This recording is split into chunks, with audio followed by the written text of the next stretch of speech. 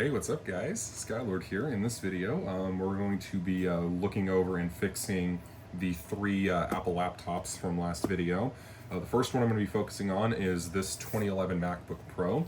For those who didn't see the video, this computer had a bad battery, which was bulging. Here it is, I can show y'all. So, this one had a bad battery that was bulging. You can see this expanded cell here. This thing no longer works. It also had a cracked screen, as you can probably guess where the where the crack is. So, yeah, we're gonna be looking at fixing this one up today and upgrading it with an SSD. Fortunately, I have one spare, as these things are about a dozen, and also upgrading it to 16 gig of RAM. In the process, we will also be cannibalizing another 15-inch MacBook Pro. This is my friend's old laptop. Unfortunately, the logic port has completely failed in this one, but it has a good battery, it has a good screen, pretty much everything that we need for this computer down here. So anyways, we're gonna go on ahead and start on the disassembly, get this one cleaned up nicely, get all the parts swapped that we need, and hopefully we'll have ourselves a very, very nice and also fully working example of a 2011 MacBook Pro. So yeah, let's go on, start getting this guy tore down, and we'll start on the upgrades. So yeah, we will be right back. Alrighty, and we have all the screws out of the 2012 Pro. Nice little pop. And with that, the bottom pan is off. So the only thing with this one is that the hard drive has been removed and has been taken care of because, well, I don't need my friend's old stuff, and it was a spinning mechanical drive anyways. Or, well, I think it was. I don't remember in this one particularly. But yeah, so we're gonna go on ahead and take out the battery, take out the screen. It's unfortunate this one's logic board is dead, because otherwise this would actually have been a really halfway decent 2012 machine, as it's not water damaged or anything. Get the logic board a little closer to the camera. The logic board still looks really nice.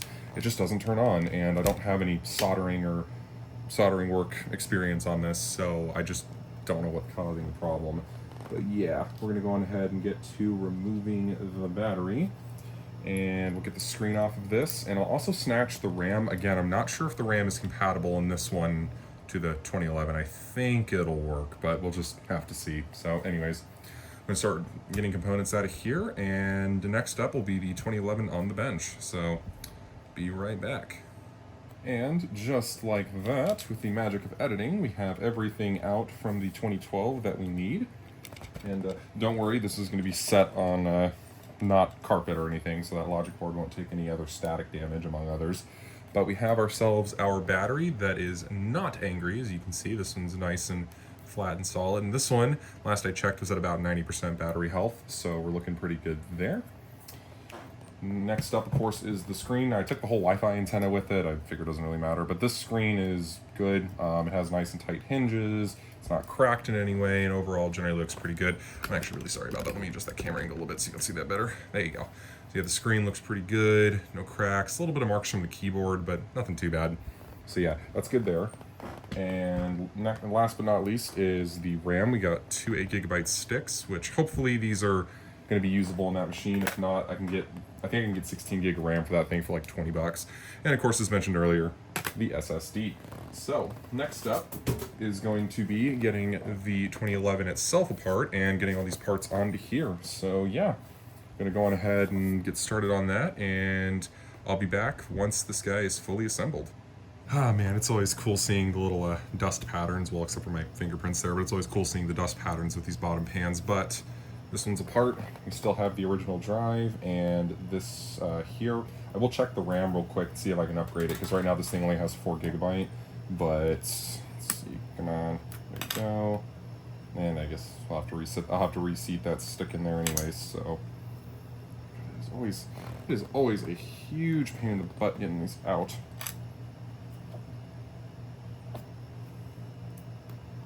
There we go. That's better.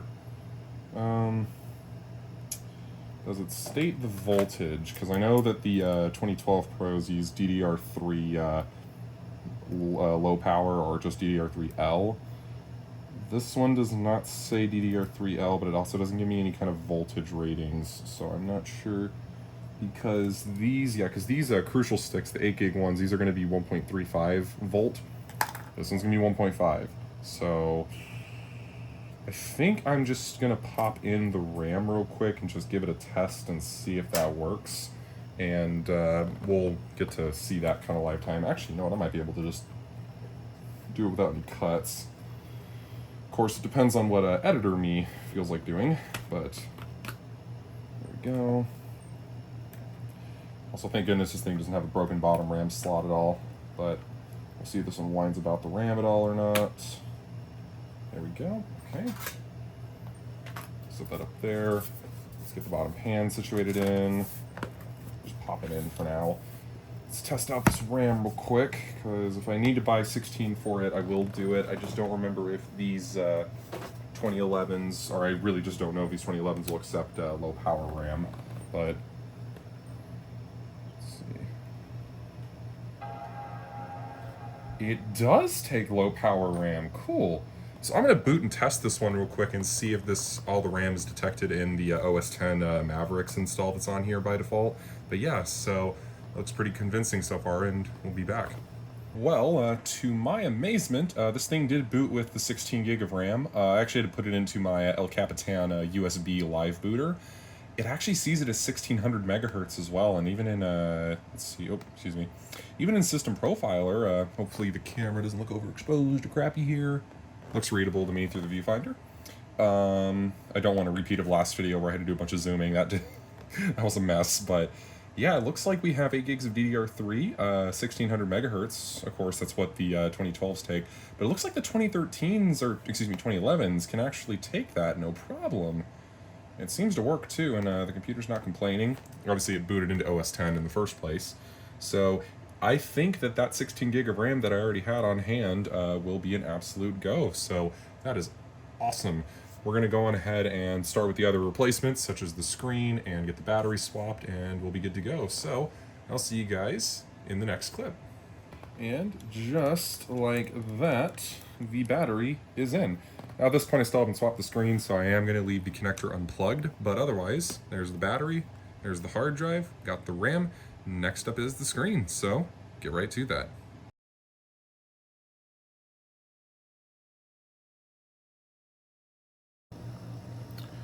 We have dust. Holy crap. So that makes the fact that the dedicated graphics chip sitting right here that's still working even more impressive. The fact that this thing was actually used and not, you know, just turned on once and then left in the box for the rest of its life.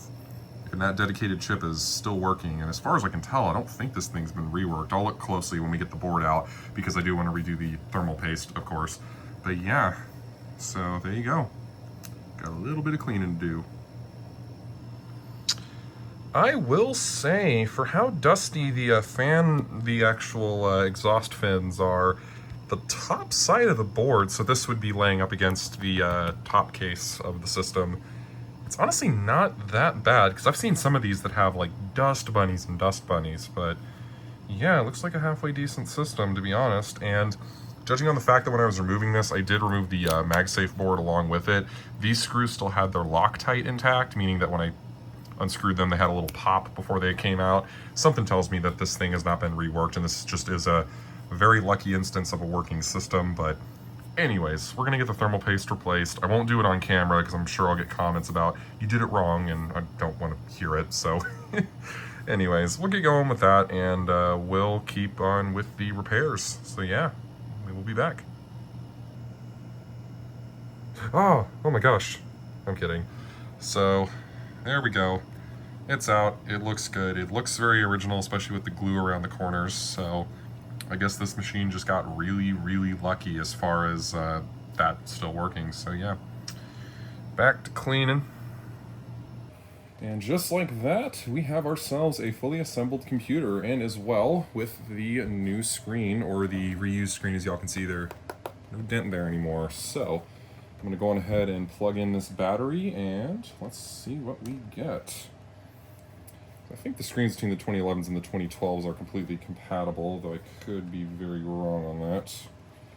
Okay. Sorry, this is a little bit of a hand about to open. There we go.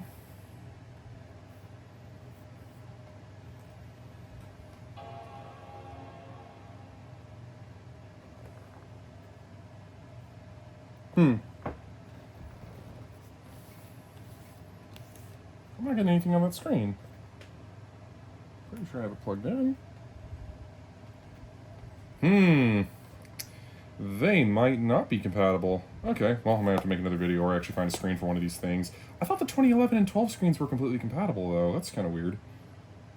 Oh well, I'm going to go on ahead and shut this guy down and troubleshoot a little bit, see if maybe the connector just wasn't plugged in correctly or something like that. But anyways, we're making some progress at least, so we'll be right back.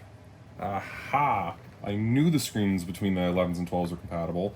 So, I had to just reseat the cable, that's all I did, and it seems to be back up and working now, so that is absolutely awesome. Of course, what I will do later is put OpenCore on this, as this drive came out of a 2009 MacBook Pro. My, not the same friend who had the 2012 system, but a different friend with an 09 Pro. This hard drive came out of there, I think, judging on the fact there's also a Windows partition, but anyways.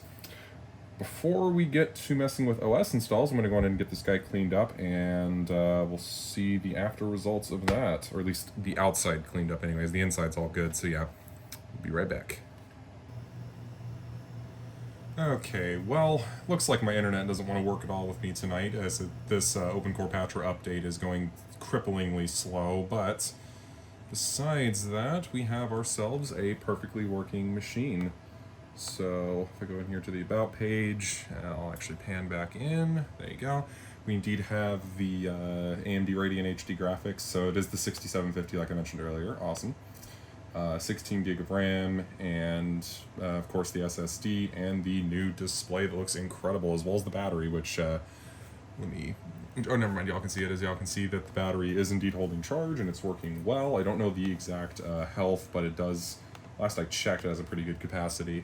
But anyways, so I hope you guys enjoyed the video. It was a lot of fun fixing this thing. I'm looking forward on getting the other two systems fixed up. And yeah, I will see you all in the next video. Peace out.